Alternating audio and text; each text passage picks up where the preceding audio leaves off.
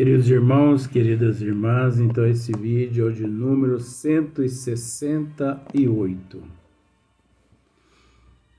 Perguntas simpáticas ou antipáticas aos espíritos. Então agora nós vamos para capítulo 26, Livro dos Médiuns, né? Agora nós vamos para a pergunta de número 3. Então Kardec pergunta assim: quais as perguntas com que mais antipatizam os bons espíritos? Agora você observa que aqui agora Kardec, ele já especificou. Quais as perguntas com que mais antipatizam os bons espíritos? Diferente da pergunta de número 1. Os espíritos respondem de boa vontade às perguntas que lhes são dirigidas. Você observa que eu fico atento a todos esses detalhes. Não passa um. Os espíritos respondem de boa vontade às perguntas que lhes são dirigidas. Os espíritos, generalizou. Qual classe? A inferior e a superior. Então, cabendo a todos nós raciocinarmos. Como nós já esclarecemos, e não há necessidade de eu voltar agora, né? Mas aqui, na pergunta de número 3, Kardec já especificou quais as perguntas com que mais antipatizam os bons espíritos. Ele já não classificou aqui? Bons espíritos.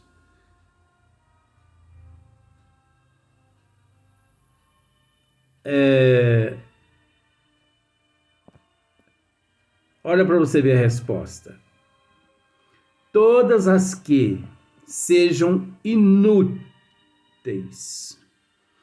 Então, os bons espíritos, eles automaticamente, né, são antipáticos às perguntas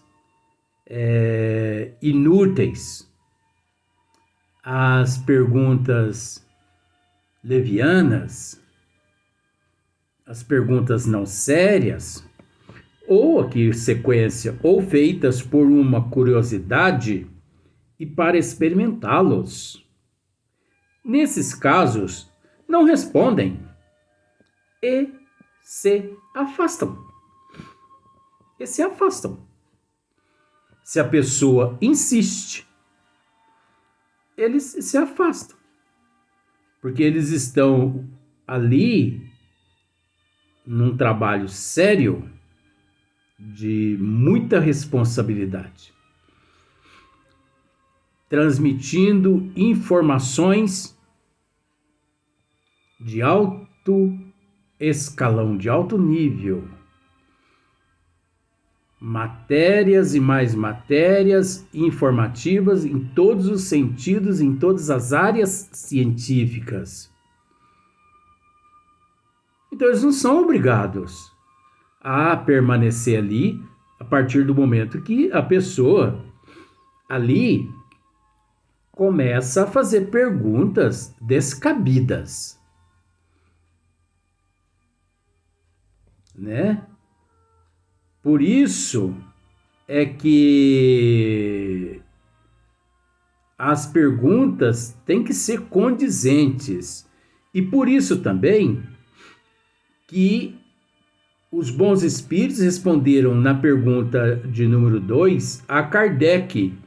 Não é a pergunta que afasta os espíritos levianos, é o caráter daquele que a formula. Então, o espírito evocado a responder ali, né, um questionário em todo, ele depara com evocadores, intermediadores levianos, sem caráter, sem moral, eles se afastam. E a partir do momento que esses bons espíritos se afastam, você sabe que o lugar deles não fica vazio. Outros se ocupam-se daquele lugar, passando até-se por aquele espírito. Porque a partir do momento que os evocadores são levianos e fazem também perguntas levianas, é porque eles não possuem capacidade e nem condição de discernimento para saber se de fato aquele espírito que ali encontra-se respondendo perguntas levianas é de fato um espírito elevado ou um espírito inferior. Eu sei, gente, que preciso tomar bastante cuidado com o invisível. Agora, quem precisa tomar cuidado com o plano invisível? As pessoas levianas, as pessoas irresponsáveis, as pessoas hipócritas, charlatãs, mistificadoras, essas precisam tomar bastante cuidado. Enquanto as pessoas sérias, pautadas mesmo na responsabilidade, elas não têm muito o que temer, não. Porque o conhecimento que elas possuem é a âncora que a sustenta. O conhecimento que ela possui é a âncora que a sustenta. Então, conhecimento, moral, caráter, fé em Deus e em Jesus,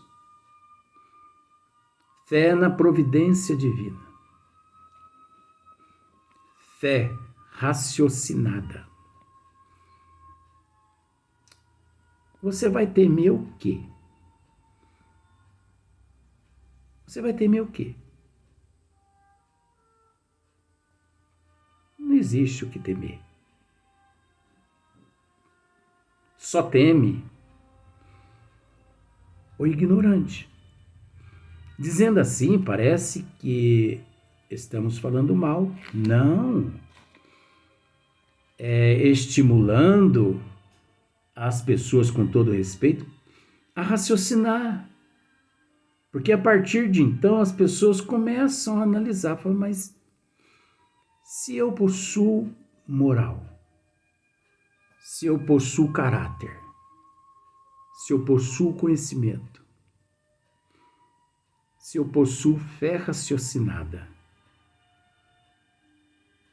se eu creio em Deus, em Jesus e Nossa Mãe Maria Santíssima,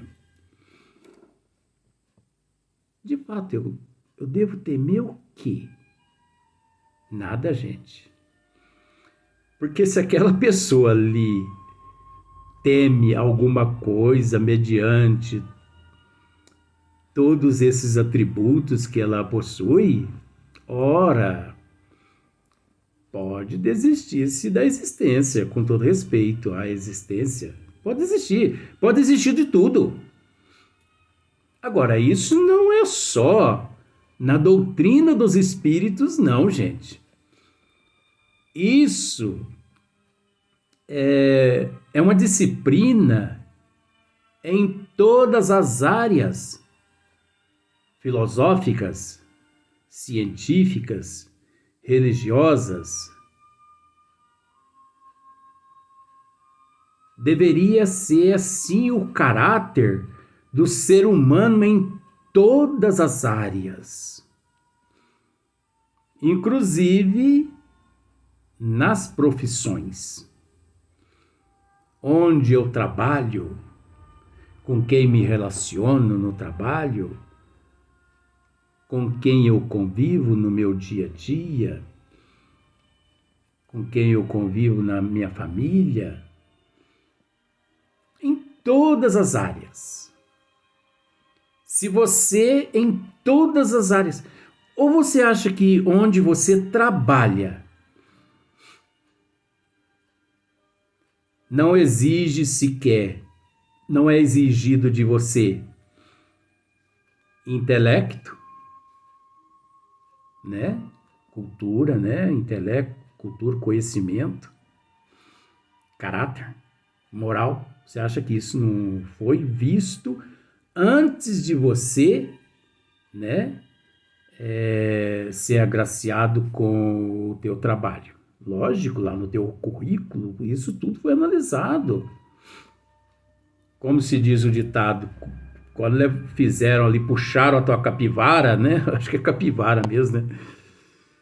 Tudo isso é analisado. A moral, o caráter, a reputação da pessoa. Tem que ser feito isso mesmo, tem que ser feita uma seleção. Tem que selecionar, você sabe por quê? Porque, por exemplo, eu me encontro num determinado departamento cozinhando galo. O termo não é esse não, mas eu uso esse termo. Eu estou ali, eu não estou preocupado com a melhoria da empresa que, né, me emprega. Eu não estou preocupado com a melhoria da minha empresa, da empresa que me emprega. Eu estou preocupado com o meu salário. Eu quero dinheiro no fim do mês. Eu não estou preocupado com ninguém. Estou preocupado com o meu. Então você há de convir que na primeira varredura ali dentro, ali, aquela pessoa ela é jogada para escanteio. Falta de caridade, né, Luiz? Não. Falta de caridade é manter aquela pessoa na ociosidade, na improdutividade. Agora, nem sempre aquela pessoa é produtiva para a diretoria. Às vezes, nós enxergamos de uma forma, mas a diretoria enxerga de outra forma. E prevalece, e tem que prevalecer, os olhos da diretoria. Porque não é fácil para ambas as partes empregar e ser empregador. Não é fácil. Empregador e empregado. Não é fácil. Então, um lado só não pode fazer a parte dele. Ambas as partes têm que fazer a sua parte. Um 50%, outro 50%. Faz parte do progresso. Você se lembra muito bem? Luiz, mas faz parte da pergunta aí? A resposta, sim, faz parte, é o esmiuçamento. Você se lembra assim que, por exemplo, assim, 20, 30 anos atrás, eu acho que você não tem essa idade, né?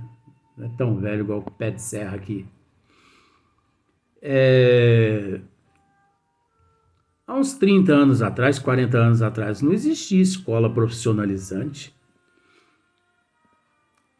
Aí você, não sei se você tem notícia disso, os acidentes eram maiores nas empresas, não existia assistente social nas empresas, né? Não existia escola profissionalizante para instruir o profissional, né, para desenvolvê-lo. Então eles iam pegando assim, perdão do termo, eles iam pegando assim, contratando a pessoa de boca. Ah, você é especialista no quê? Não, eu faço o que me mandar. Isso é um perigo. Isso é um perigo. Nunca que deve se contratar uma pessoa que diz assim, faço o que me mandarem. Não. É igual, por exemplo, o corpo físico. Os pulmões têm a função dele. Os olhos, o ouvido, a boca, a mão. Cada um tem a sua função. Não vai essa mão querer fazer a função dos olhos, que ela não consegue. Não vai os olhos querer fazer a função do intestino, que não consegue. Cada um tem a sua especialidade. Você já parou para pensar nisso? Eu fico matutando esses detalhes tudo na minha vida. Eu procuro me integrar às leis do Criador. Eu procuro enxergar as coisas com os olhos da alma e não com os olhos físicos. Os olhos físicos, de fato, para me viver aqui na matéria. Mas para mim enxergar a providência divina, eu preciso dos olhos da alma. Então observe, o pâncreas, ele não faz o trabalho do fígado. O fígado não faz os trabalhos dos rins. Todos têm a sua especialidade. E todos são importantes. Por isso que eu costumo dizer, qual a diferença entre um gari que varre rua e um médico? Nenhuma. Porque todos são importantes na sua área de competência. Bastando apenas que cada qual faça bem feito aquilo que lhe foi confiado. Então, observe só para você ver, hoje em dia, várias empresas, na verdade, a maioria das empresas no mundo hoje tem, né, assistente social, e tem muitos outros profissionais que há 20, 30 anos atrás isso era ignorado. Que isso? Onde já se viu isso? Seres inúteis? Que isso? Inúteis? Eu posso dizer para você que esses profissionais, assistente social, eles significam o alicerce, a base de uma empresa. Mas tudo no seu tempo certo, né? Então, agora é que no século XXI, vamos pensar assim por esse lado, é que, graças a Deus, os seres estão assim, se conscientizando da importância, da especialidade, da capacidade, né, de cada profissional, porque nós temos que entender que se tudo existe aqui na Terra, porque Deus para cá enviou todos esses seres. Deus enviou. Agora, se Deus enviou, se Deus envia, é porque é necessário. Porque o dia que não for necessário mais, esses seres para cá não serão enviados. Eles vão ser enviados para outras dimensões onde se faz necessário, não é? Ah, mas aí Kardec, ele faz uma outra pergunta. Haverá questões que sejam antipáticas aos espíritos imperfeitos? Oxe! Oxe! Que isso, Kardec? É lógico, Kardec perguntou. Kardec perguntou sabendo, né, que existe. Haverá questões que sejam antipáticas aos espíritos imperfeitos? Que isso, né, Kardec? É, é, praticamente todas que possam colocá-los numa situação assim complicada, né? Eles estão ali escondidinhos, aí vem lá uma pergunta complicada, não é complicada, profunda, mas que devido à imperfeição dele, à ignorância dele, ele está ali escondido até aquele momento. Então aquela pergunta o coloca em maus lençóis, como se diz. Ele vai ser descoberto naquele momento. Então, haverá questões que sejam antipáticas aos espíritos imperfeitos? Resposta: unicamente as que possam pôr-lhes de manifesto a ignorância ou o embuste. É o que eu acabei de dizer, só que com outras palavras, né? Quando procuram enganar, a não ser isso, respondem a tudo, sem se preocuparem com a verdade. Tá vendo só? Então, se você faz uma pergunta aos espíritos imperfeitos, que eles percebem que aquela pergunta pode assim desmascará-los, para eles aquela pergunta ali é antipática. Eles detestam essas perguntas assim que os colocam em maus lençóis. Porque sabe que eles só podem ser desmascarados através das perguntas sérias, verdadeiras, as perguntas coerentes, né? E também um grupo coerente, um grupo sério, idôneo, um grupo homogêneo, uma casa séria, integrantes sérios, responsáveis, integrantes que prezam a moral, o caráter, né? Então, esses espíritos inferiores, nesse momento, eles passam longe dessas casas. Agora, nas casas onde eles percebem que